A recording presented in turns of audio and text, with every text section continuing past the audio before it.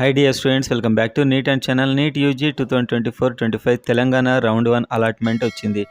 వచ్చింది కానీ చాలా కన్ఫ్యూజింగ్గా ఉంది. ఎందుకంటే మనకు ఆ పీడిఎఫ్ రాలేదు. ఎక్కడ ఏ కాలేజ్లో ఎంతవరకు కట్ అయిందనే స్పష్టమైన అవగాహన లేదు. చూస్తేనైతే చాలా కట్ ఆఫ్ పెరిగినట్టుగా కనిపిస్తుంది. ఎందుకంటే మంచి మార్క్స్ వచ్చిన వారికి ఎక్కడెక్కడో కాలేజ్ రావడం జరిగింది. కొందరికి సీటే రాలేదు. ఈ పరిస్థితి అంతా చూస్తేనైతే కొంచెం కట్ ఆఫ్ ఎక్కువగానే ఉన్న అవకాశాలు కనిపిస్తున్నాయి. మొత్తం సీట్స్ ఫిలప్ చేశారా లేదా అనేది కూడా ఒక డౌట్.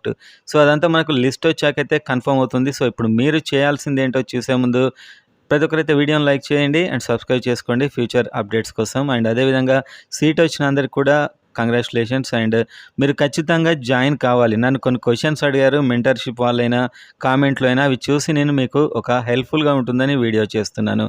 ఖచ్చితంగా జాయిన్ కావాలి. మీకు 3rd నాడు 4 PM వరకు జాయిన్ కావాలి. కాకుండా సెకండ్ రౌండ్కి మీరు ఎలిజిబుల్ కాదు.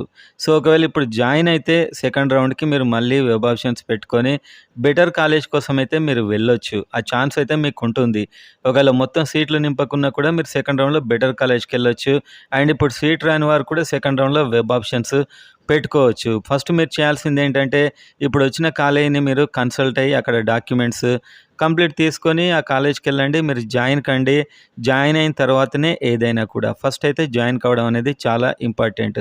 అండ్ ఇంకొకటి ఏంటంటే, అక్కడ కట్టిన ఫీజు ఇదంతా కూడా మీకు ఎలా అంటే అది మీకు రిటర్న్ ఇస్తారు. ఇంకా మీకు సెకండ్ రౌండ్ అప్గ్రేడ్ అయితే అది మీరు కొత్తగా వచ్చిన కాలేజ్కి వెళ్ళి మళ్ళీ కట్టొచ్చు. డాక్యుమెంట్స్ అయితే మళ్ళీ చేయాల్సిన అవసరం లేదు.